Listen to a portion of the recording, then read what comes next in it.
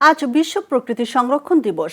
বন, নদী, পানি, মাটি, বন্য প্রাণী ও জীববৈচিত্র্য রক্ষার গুরুত্ব তুলে ধরতে বিশ্বজুড়ে পালিত হচ্ছে দিনটি। তবে দিবসটির প্রেক্ষাপটে বাংলাদেশে প্রকৃতি ও পরিবেশ নিয়ে উদ্বেগ আরও বেড়েছে। জলবায়ু পরিবর্তন, বন উজাড়, নদী দূষণ, প্লাস্টিকের আগ্রাসন এবং অপরিকল্পিত নগরায়নের কারণে পরিবেশের ভারসাম্য দিন দিন নষ্ট হচ্ছে। বিশেষ করে বিভিন্ন প্রকল্পের কারণে ম্যানগ্রোভ বন ধ্বংস এবং গাজীপুরের ভাওয়ালে জাতীয় উদ্যানের ভেতরে বর্জ্য স্থানান্তর কেন্দ্র নির্মাণের উদ্যোগ নিয়ে উদ্বেগ প্রকাশ করেছেন পরিবেশবিদরা। তাদের মতে ম্যানগ্রোভ বন উপকূলকে প্রাকৃতিক দুর্যোগ থেকে সুরক্ষা দেয় এবং ভাওয়াল জাতীয় উদ্যান জীববৈচিত্র্য, বন্য প্রাণী ও পরিবেশের ভারসাম্য রক্ষায় গুরুত্বপূর্ণ ভূমিকা পালন করে।